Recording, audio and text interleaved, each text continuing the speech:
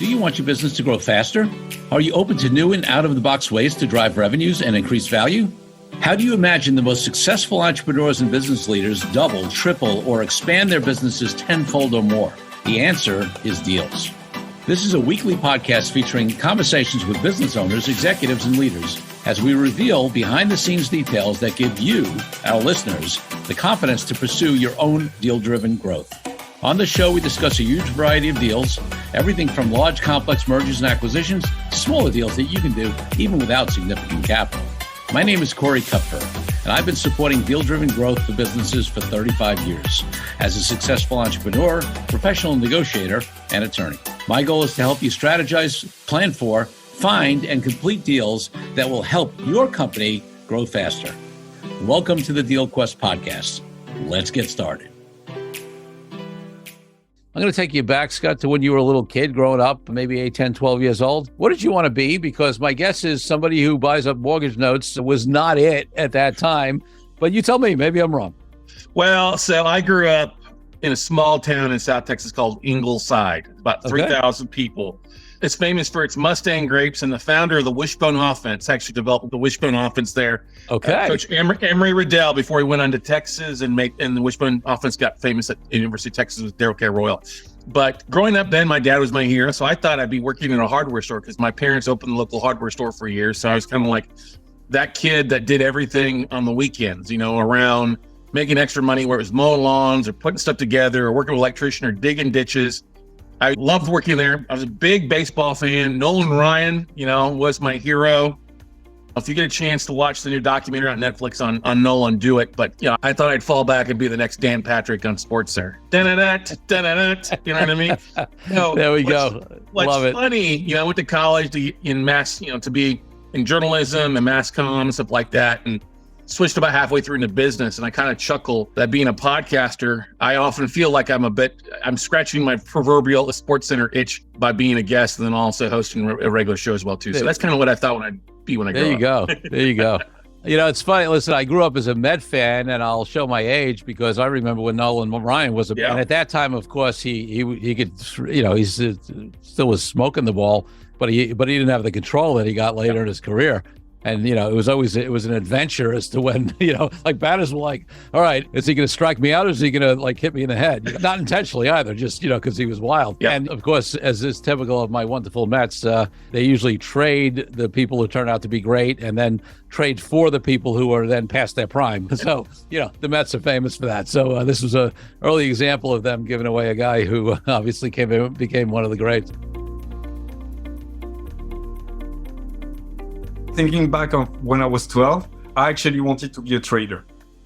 But of course, when you're 12-year-old, you don't really know what a trader does. But the image of a trader I had when I was 12 is, I thought they were people who would look at the newspaper, understand what's happening, from a geographical perspective and geopolitical perspective in South America, figure out that if there is a conflict in that country that impacts the production of oil and gas in another country, and then one thing leading to another, the price of a pen is going to skyrocket. So let's just buy pen stock.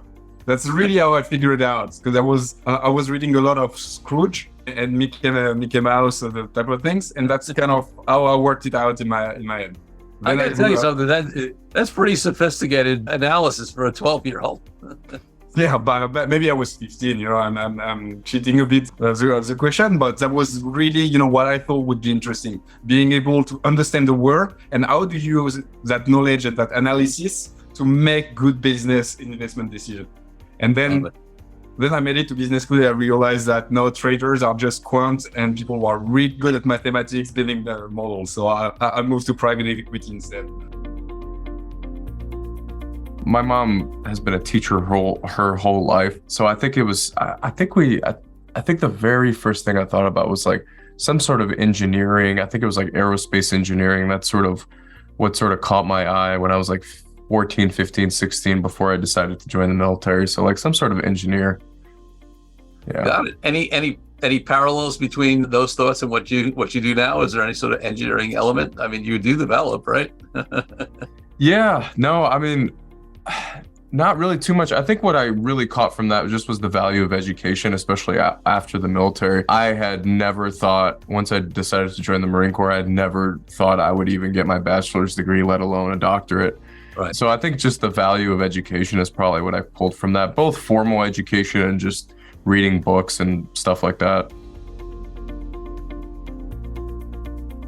I was definitely an NBA basketball player, man. I absolutely loved Kobe Bryant and Michael Jordan. So growing up, really identified as an athlete. And so I poured my heart and soul into trying to be a good athlete and grow in that capacity. And one thing that really happened early on in my life, my mom worked 2 jobs to help support the family. And so I valued I learned the value of a dollar really early on and saving, right? And I started working when I was 14 years old, and I was a big guy. I'm from mid-Missouri, so Jefferson City, Missouri. And so, well, what do you do to make money? You go out in a hay field and you pick up hay out of a field and you put it on a trailer. And so that's what I started on, man. That was my first job, really, was throwing hay. And what that taught me was the value of a dollar, how hard it is to earn it, but also that you have to work for it. And so I've just had this kind of gritty work ethic about everything that I've really tried to approach in my life. And that's definitely paid some dividends for me. So it's interesting. It was basketball, not football, and you ended up going the football route. But it was basketball when you were young, huh? Yeah, loved basketball, still do. And I think that what happened was I grew pretty fast, and my body, I had some trouble with my knees. And so running on a hard basketball floor and jumping, it just didn't really work out too well with my knees. And so I didn't even play high school football until my sophomore year. And so I was all in on the basketball thing, and then realized, well, maybe I can do a little better on the football field. And I did, and was able to play Division II football at the University of Central Missouri and had a great career, and got picked up as an undrafted free agent with the Oakland Raiders. And I made some cuts, but I didn't ultimately make the team, and a lot of lessons learned throughout that process as well. I love it. Listen, I grew up playing basketball as well, although I'm a 5'8" kid from Brooklyn, so I wasn't going anywhere to get an MBA, certainly not even college, whatever. But I was one of these kids that back in the day, high school especially was so crowded. They had like 3 shifts, so I'd go from high school from like 7 a.m. to 11:30, and then I'd be done. And I just go to the schoolyard and play ball the rest of the day, and then I have league games at night, and then also a league traveling team, they called it, where we went to play other rec centers and Jewish centers and all this stuff in Brooklyn. So yeah, I was obsessed with the game, but never had any aspirations. I always figured I'm too short, and I didn't have the I wasn't Spud Webb or anything where I had jumping ability. Well, actually, if we're going back to when I was about 10, I wanted to be a vet. Turns out I'm horrifically scared of blood, so that didn't work. When I was 18, however, I read the book Getting to Yes, the steps work on negotiation. I always think it sounds like a self-help book, but it actually is written by 2 Harvard boys that, and it is like I said, the standard work used in diplomacy, used in business, used all over the world, right? And I read that, and then I decided, no, I am not going to be a vet. I am going to dedicate my life to basically world peace. My idea was, if I teach or if I help people to negotiate and to settle their differences, right, by discussion, by negotiation, then we will have world peace. That didn't quite work out. So when I joined my law firm, because I went to law school, right, with that purpose, and then joined my law firm, which was the most academic, geeky firm in my native Netherlands, it wasn't quite what I was doing. World peace, advancing world peace.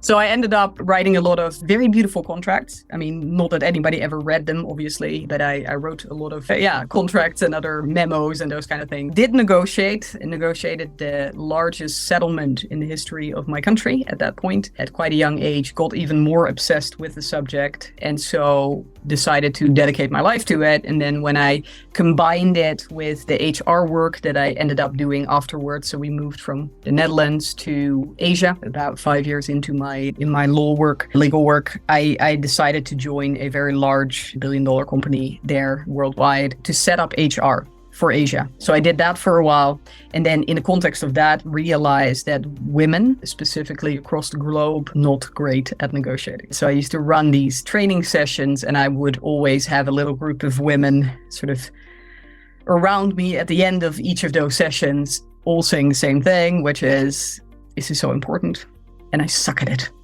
help, basically.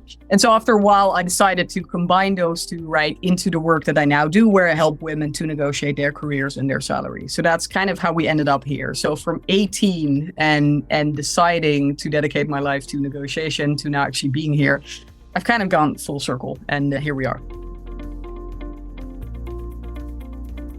I wanted to work white collar crime for the FBI, Corey. Wow. Okay. Yeah. So I knew I loved business, and I knew I loved numbers, and I knew I loved, people getting a fair shake and being able to do the right thing for people. But I just didn't know what that looked like. And my dad was a cop. Okay. There's a connection. Okay. He was the deputy chief of police in Springfield, Missouri, where I grew up. And so I wanted to go bigger and better. And I just decided I'm going to do white collar crime for the FBI.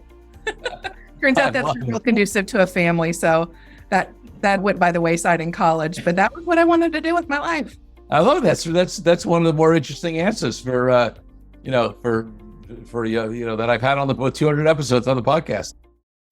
Thank you for joining me on this episode of DealQuest, where we help you understand how deal-driven growth can be your ticket to freedom.